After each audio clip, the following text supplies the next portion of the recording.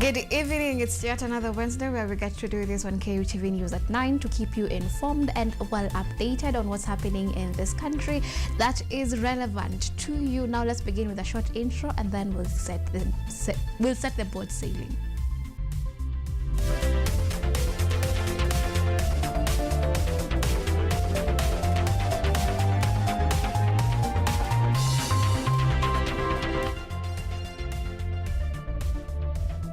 This is KUTV Primetime News with Yvonne Kemuma. Remember to engage with us on X at KUTV_Kenya and at Kemuma_Monari. We are streaming live on YouTube at KUTV News Kenya. Now, President William Ruto has dismissed claims that Kenya was misled by the United States into entering the recently signed health sector partnership, which has sparked intense debate over data security. Speaking at the 12th National and County Governments Coordinating Summit held in State House, Nairobi, Ruto clarified that it was the Kenyan government that initiated the discussions and not the US.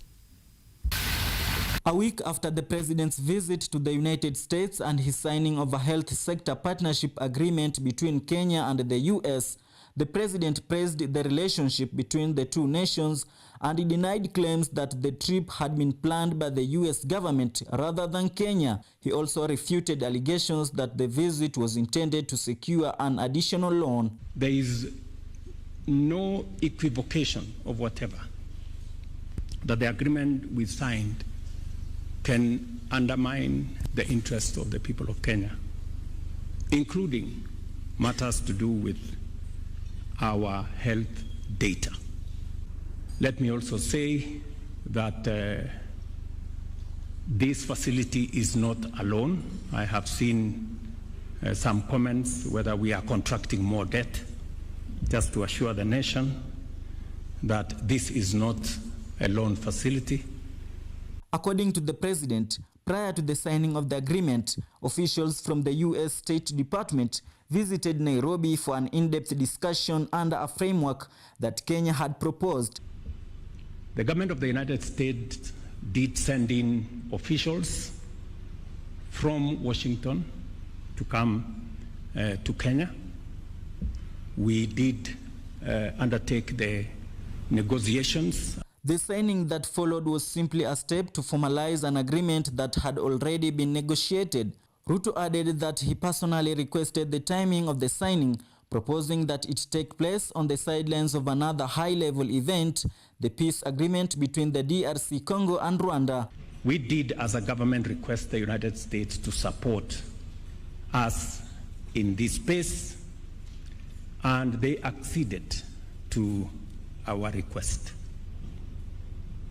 And when I got the invitation, I did propose that maybe that was a good occasion to sign off on the agreement that we were discussing. Ruto also emphasized that the agreement aligns with Kenya's efforts to strengthen public health systems and that Kenyan institutions, not foreign intermediaries, will oversee and manage the benefits arising from this partnership. For the people of Kenya,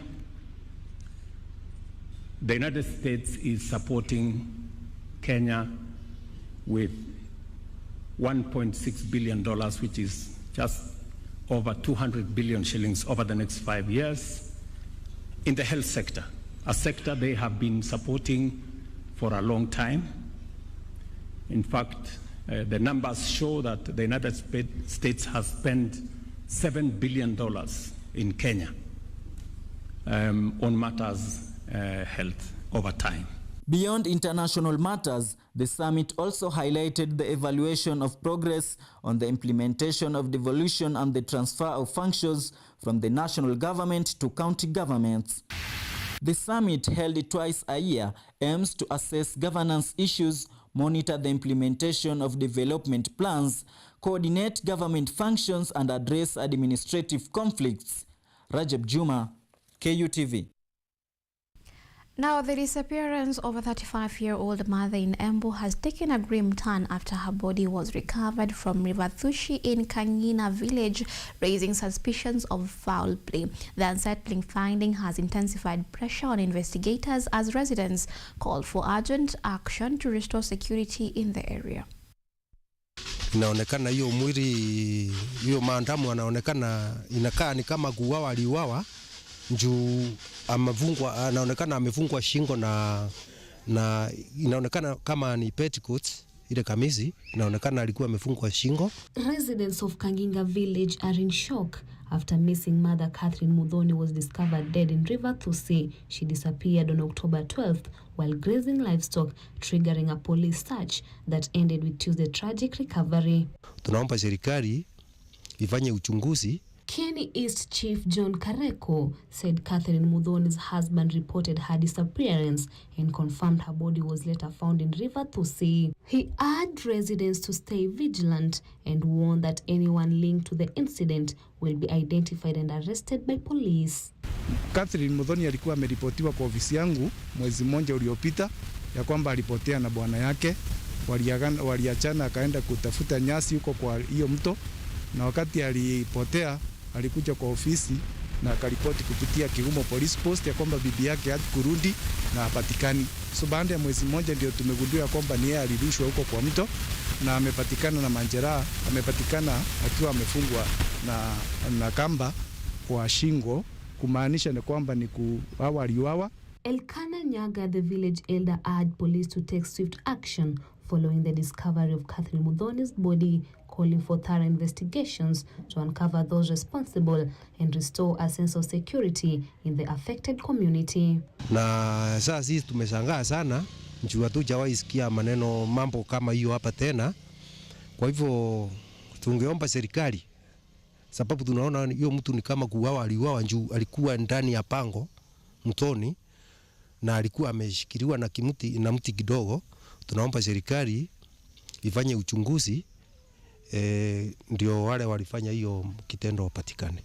Area youth leader Eric Mugendi called for justice following Catherine Muthoni's death, urging the government to act swiftly. He emphasized the need for accountability and protection of residents to prevent similar tragedies in the community.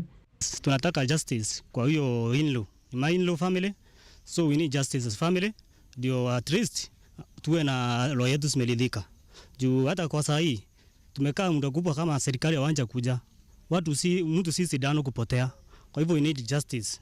Na serikali watu wakipotea namna hiyo wachukue dharura ndio hii mambo iwe rahisi. Binadamu wasiwe na uoga wakienda kwa kazi zao. Serikali kazi yao ni kuchunga raia. Kwa hivyo kama raia amepotea, serikali jukumu yenu kubwa ni kuchunga raia. The community remains on edge as authorities continue investigations, with residents calling for heightened security and swift justice to prevent further tragedies in the area. So we need justice as family. Edna Nerea, KUTV, Nairobi. Now, to protect children from the dangers of street life during long school holidays, a team of community mentors is implementing a program that offers care, counseling, and daily meals to vulnerable children, especially those from informal settlements like Kiandutu. The initiative, known as Moyo wa Huruma, run by Africa Nazarene University in partnership with Action for Children in Conflict and local stakeholders, has so far reached over 1,000 children aged between 4 and 15. The program keeps them away from arrest, abuse, and neglect by providing safe spaces and support throughout the holiday period. Today we are here to actually offer specifically career guidance, counseling and coaching, because this is the largest slum in Kiambu County. We do not want our children, we call them our children, to go to the thicker streets, because when they go there, they can get arrested, they can get into criminal activities, they can get abused, name all forms of abuse. And so we feed them again, because in the slum right now, if you go in here, you will find most of the parents are drunk. So we have tried to communicate Five Star Paradise community. 1 week ago, we posted some adverts there, and they helped us with cash around 15 to 20 bags of clothes that starts from 6 months up to 18 years, even more, and some shoes as well. So we are going to continue. Now, the government has issued a stern warning to traders in Garissa involved in the illegal sale of petrol, vowing to impose tough consequences to those found culpable. This comes after a multi-agency operation uncovered makeshift fueling points supplying unregulated fuel to motorists in Garissa town.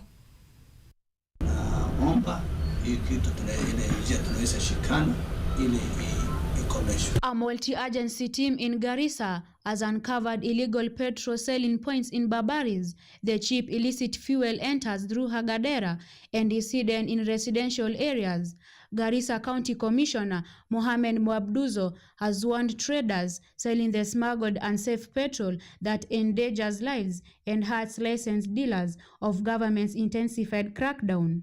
Alikuwa akiuzwa pande ya Hagadera, but sasa hii ameweza kufika katika mji wa Garissa. Mafuta haya, kitu cha kwanza nataka kusema kwamba si salama, kwa sababu maafisa wa ukadiriaji wa biashara hawaja yakagua pamoja na wale wa EPRA. Kwa hivyo la kwanza kabisa tunawatahadharisha wale wenye kutumia mafuta haya kwamba kabla mafuta yakadiriwe hayastahili kutumika katika nchi hii. Halikadhalika tumepokea malalamiko kutoka wanachama. Garissa Petroleum Sector Chairman Muhammad Shika Maulid echoed the sentiments, calling on the government to intensify its crackdown on illegal petrol dealers in order to complain operators who pay taxes and meet safety standards but end up losing customers to cheaper unregulated sellers.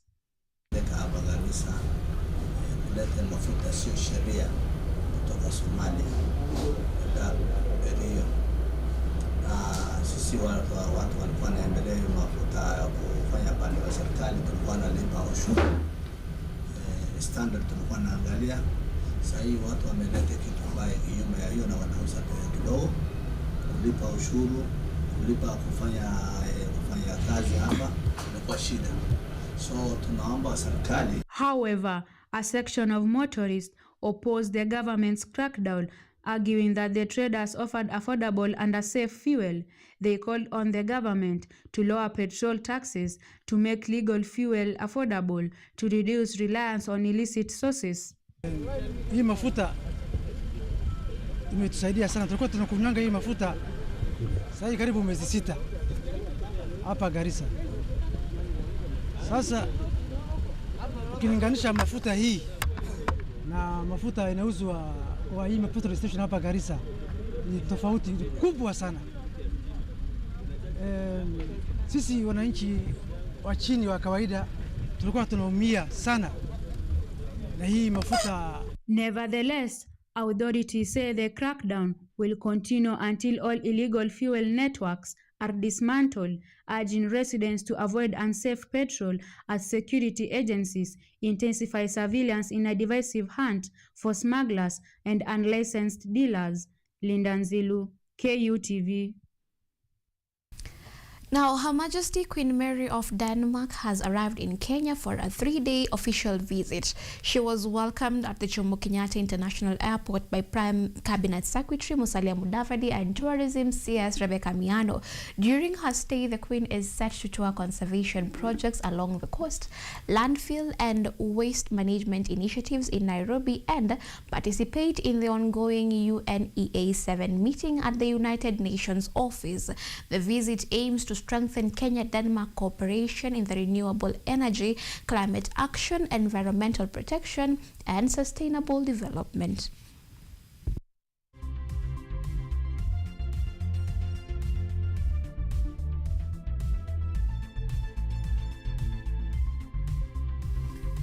Well, we are due for a first commercial break here on KUTV News at 9, and then on the other end we'll be back with more reports, so I do hope to see you then.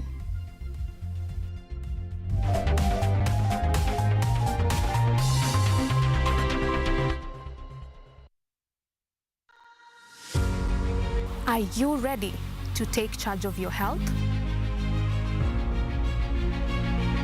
Welcome to Focus on Health, your weekly guide to staying informed and living better. Join me every week as I sit down with trusted medical experts. Gynecology is basically a field concerned with mainly the female genitalia. Explore real-life stories during when the patient come in, and bring you updates and tips that are beneficial to your health. Because health isn't just important, it is everything. Tune in to Focus on Health every Thursday at 7:30 p.m. only on KUTV. I'm your host, Kandia Marian, and I'll see you then.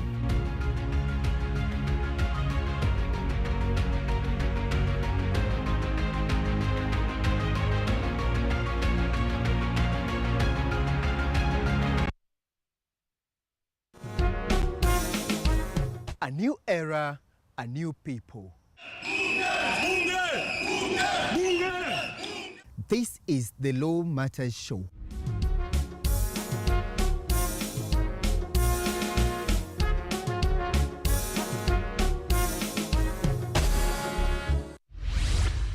A program that brings you legal sensitization on your television. My statement is written and just the quote the prosecution. I think that this loss is a setback for Raila Odinga.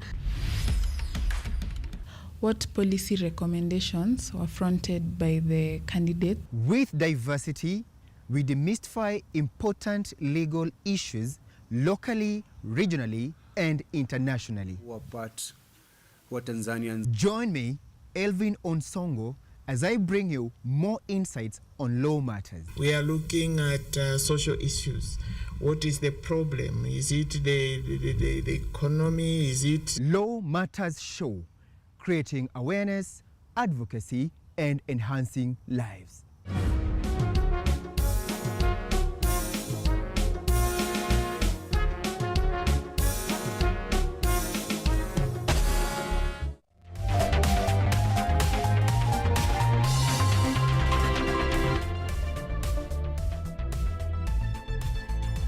You are watching KUTV Primetime News with Yvonne Kemuma. And welcome back. Continue engaging with us on X at KUTV_Kenya and at Kemuma_Monari. We are streaming live on YouTube at KUTV News Kenya. Now, the Kenyatta University Drama Club has once again brought pride to the institution after an exceptional performance in the 2025 competitions. During the ceremony to hand over the Drama and Film trophies, KU Vice Chancellor Professor Paul Wainaina applauded the club's achievements and urged KU students to maintain the university's top standing even beyond his tenure. Best production. The Kenyatta University Drama Club presented the trophies they secured in this year's competitions to the university leadership. Inside me, the night I stay awake, the fear, every time a motorbike passes. Receiving the awards, Kenyatta University Vice Chancellor Professor Paul Wainaina commended the club's stellar performance, saying it has significantly boosted the university's image. He also acknowledged the strength of Kenyatta University's management and structures, which he said continue to create an environment where students can thrive. We have done it so well, and so many times people have started thinking maybe it's because we have no competition.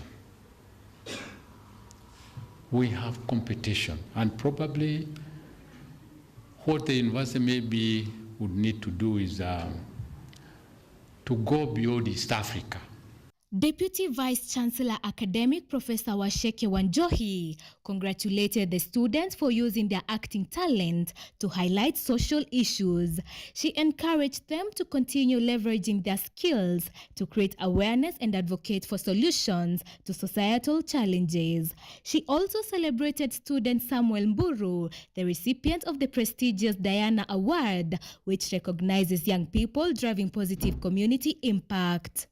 So allow me to just say congratulations to all of you and continue doing what you are best at and continue speaking to issues that affect our society. Congratulations to the Diana Award recipient Mr. Kairo and your team. Congratulations to the patron, the chair. And let's continue together. Drama student representative Trevor Asewi and film school representative Alvin Munuve expressed their hopes to engage in East African regional performances and to receive more opportunities to participate in university events. We stand here today as we present this trophy to you, our Vice Chancellor. This is more than a symbol of victory. It is a reflection of the spirit, discipline, and resilience that define our university. Mr. VC, kindly, we are requesting to have a retreat. Approval to participate in additional festivals. May Kenyatta University continue to shine as the home of artistic brilliance. Asante. Students are promised a celebratory retreat to Mombasa in January to honor the club's achievements. Today, the Kenyatta University Drama Club students celebrated a legacy of excellence during the handing over ceremony of drama and film trophies. The students showcased outstanding talent, reinforcing Kenyatta University's status as a powerhouse of artistic excellence. Reporting for KUTV, I am Glory Kadure. Thank you, Glory Kathure, for that report. Now let's continue. Jacob Barroa is a Polish Kenyan film director, screenwriter, and artist whose work blends his European and African heritage. Born in 1967, Barroa has introduced new styles of documentary and art film to Kenya, deepening cultural dialogue, reviving interest in historical memory, and inspiring a new generation of Kenyan filmmakers to explore identity, heritage, and intercultural roots.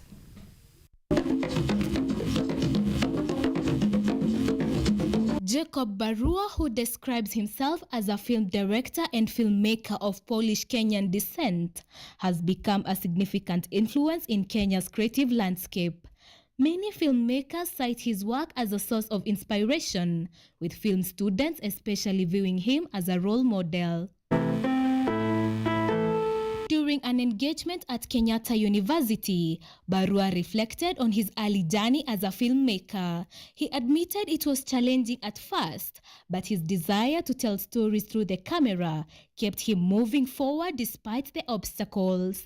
Granted that whatever you will actually create will ever be shown.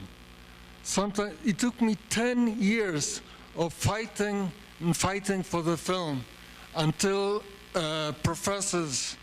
Polish professors were so embarrassed. On her part, Magdalena Murikiwicz, the deputy permanent representative of Poland to the United Nations, noted that film partnership between Poland and Kenya have strengthened cultural and creative ties between the two countries. The Republic of Poland participated in this very important project.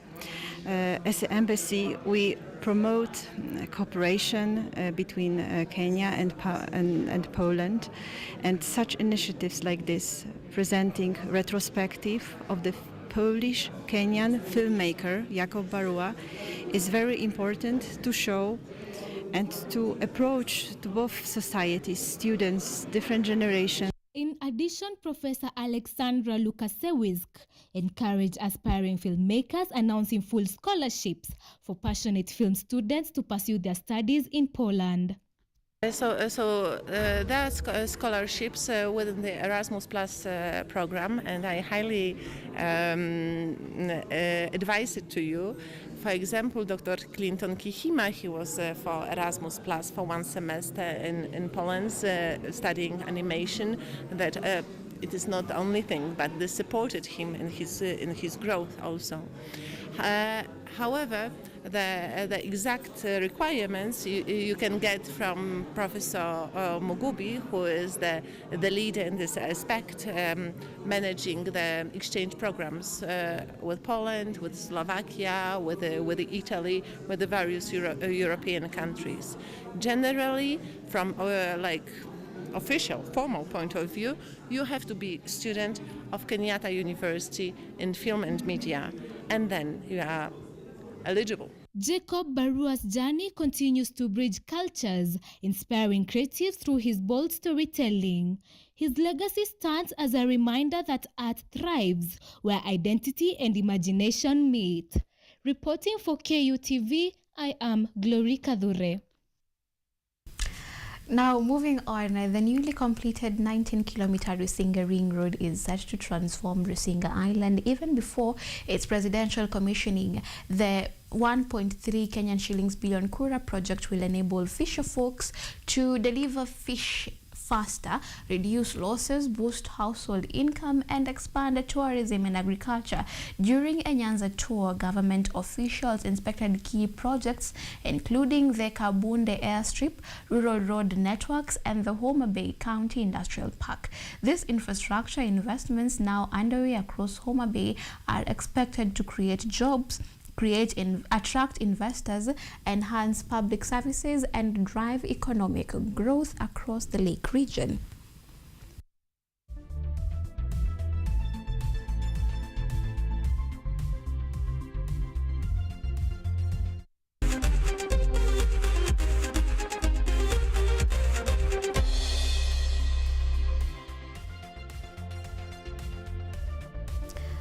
Now, in the sporting world, the UEFA Champions League matches played yesterday. Football giants Chelsea lost against Atlanta from Italy by 2-1. João Pedro opened the scoring in favor of Chelsea, while Atlanta's goal came from Gianluca and Charles de Ketelaere.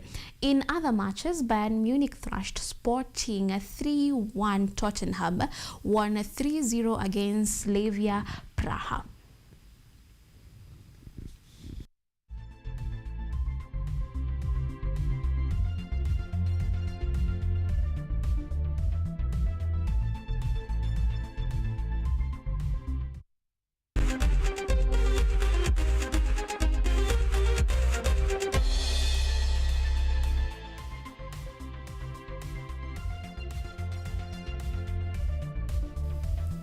That is all the time we had for you tonight, and many thanks for being with us.